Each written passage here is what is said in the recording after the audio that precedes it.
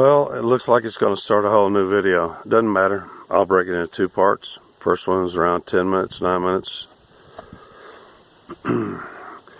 This is about the linguistic, cultural, and jurisdictional division between the South and Texas. I've been lecturing a bit here about Texas dialects, how the East Texas nasal twang and the West or Central Texas guttural, which is what I speak. I can do East Texas nasal twang, but why would I want to sound like an idiot, a trailer park trash idiot? And let me start off once again, since it looks like, yeah, we start off in serial again. I'll have to break it into two uploads.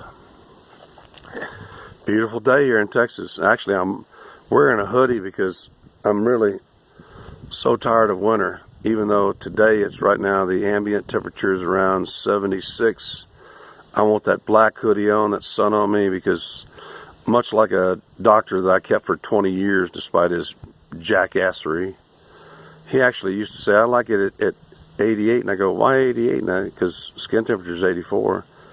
It's because he was running cool, always run hot. Actually, humans run hot. 98.6 was collected back in the 1700s or whatever, 1800s. So don't ever talk shit to me on science. I'll beat your ass up.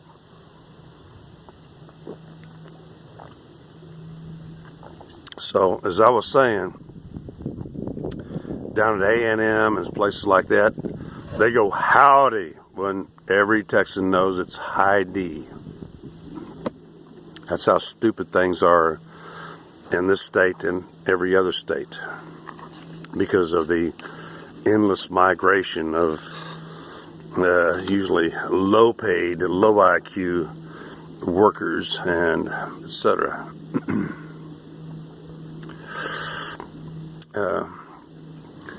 Just at the end of the last video, I was about to mention the fact that I've gotten away with so much in foreign countries. The feds hired me to invade actually a minimum of 8 foreign countries. And I had multiple techniques of either disguising myself, hair color, acting like a deaf mute, or dressing like a campesino, like a peasant. I also, one of my great fallbacks was, this is where dialect comes in. Only the ultra wealthy who were actually born in Castile, Spain, put on this act of speaking Castellano. And actually many movie stars who are complete, let's say, sexual deviants and drug addicts and alcoholics, like Pepe Cantinflas, he wouldn't mimic the Castilian accent, and you really shouldn't mimic the Castilian accent unless you are like me. Pepe was like 5'1". I'm 6.5 feet tall, although I can drop myself down when I need to. I'm just trying to give a lecture here about, in several episodes, about Texas dialects, East Texas, and then the Central Texas guttural and West Texas guttural, which is what I speak. And that's what Audie Murphy, the most decorated war veteran in World War II, who, because I think just due to his size, he was so damn small, so hard to hit. That's why he got so many medals. And and Audie Murphy, when he was with all those beautiful Hollywood gals, they used to dig a trench for the women to walk in, while Audie Murphy walked alongside them at his 4'10" or 11, and would talk to them like and they were only 5'2", but they would have to dig like a 6 or 8 or 10 inch trench so that when she, it was really complicated. But to go back, many times when on occasion I would come under the inspection of los autoridades, los jefe, I would either my two favorite ploys was act like an old, if I was dressed that way, an old, kind of retarded, mostly deaf campesino, so I could hear him, "Si, si, jefe," and be real submissive to him. Or my other technique was doing what they all respect, which is talking Castilian Spanish, Castellano, where you trill your R's. You sound like I'm sorry, YouTube, you sound like you're gay.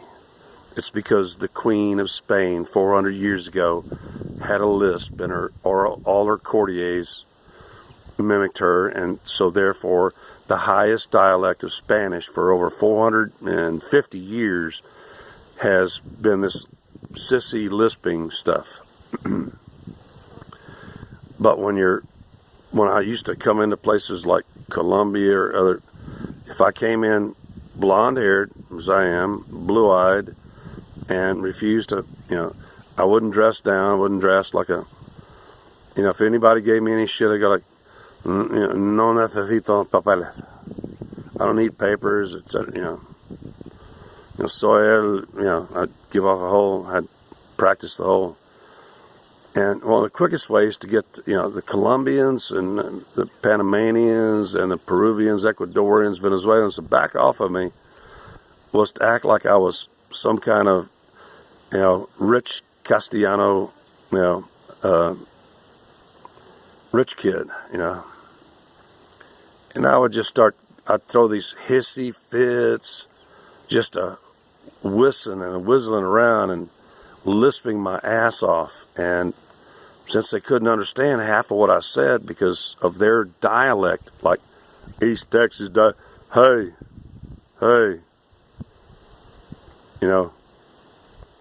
I'm going to tell you one damn thing.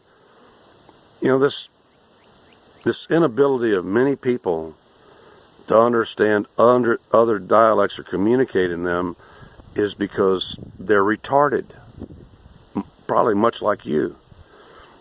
You've never been other places. You don't listen. You don't have the skill for linguistics. And therefore, you don't get recruited by the feds like I did. And that's why my life is so much different than yours. I've been recruited for almost every job I've ever taken. I never looked for a job more than a day. Usually, sometimes I would tell them like, okay, you'll have to wait till the end of the day. I got many more interviews. And I said, sometimes I just said, look, I'll take the job, but I'm not going to last more than a few days before I find a much better job, and I want to be paid the minute I step out this building. And they always did. Because I could do the work of 5 or 10 men, you little tiny motherfuckers. Seriously, you're fucking useless. Most of the workers on this planet are fucking useless because you didn't have my strength, you didn't have my intelligence, you didn't have shit. Please, really. Putting me up against some like 100 and, actually now it's a 380-pound Mexican that only has 140 pounds of bone and muscle. Or putting me up against some 140-pound Asian or somebody else like that is just ridiculous because I can move more product, I can load more product, I can get it done, figure out all the paperwork in 20 different languages, sign it, get it moving. And you can't. That's why I've always made more than you, always gone farther than you, always accomplished more than you. Look, I'm about 10 minutes into this, and I just want to try to give you an introduction into the fact that if you are here in Texas and you've only been here for a few years or a couple of 3 generations, you're not a native Texan. I'm a native Texan. We've been here 200 years. We founded this place. Right here is the original colony of Texas. This hilltop is the beginning of it. I run into people all the time that went to my alma mater, and they were from Chicago. When I get in there and dig in their Facebook page, they attended, Texas A&M for exactly 4 years or 5 years because they were stupid, and then went right back to Chicago where they were comfortable, yet they're out there beating the drum, Texas Aggie, Texas Aggie. No, you're not. You're just some Chicagoan who came down here, got a degree. You still had to pay out of state, but it's still a better school than any school in Indiana, except for Chicago, Illinois, except for maybe Northwestern, where I have an old friend that's a professor of engineering. But you can't con me when it comes to, I can tell by how you speak, how you act, how you move, what your nationality is, where you came from, and what your sexuality is. And especially, knowing what your sexuality is has saved my life 1,400 times minimum. I'll carry on to the next one, which will probably be later when the sun gets down and right into my blue eyes. We're only at 11 minutes on this one. It's actually warm and pleasant out here. I know you can see all kind of, because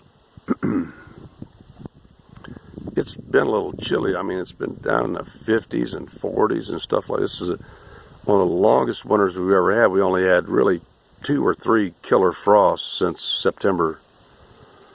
But I predicted in September, because the whooping cranes appeared in my pond the last week of August, I said this would be the earliest and perhaps the longest, but not the coldest, longest winter we had ever had.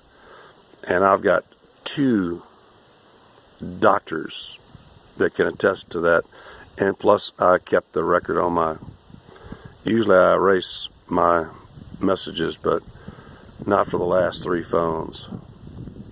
So I'll be back after a while. I'm sure I'll have another one, because I intend to upload furiously, because Tuesday morning, Tuesday afternoon, Tuesday evening, and even into Wednesday is the best time to upload videos. So just remember, this is Kent Kruger saying, Heidi from Texas.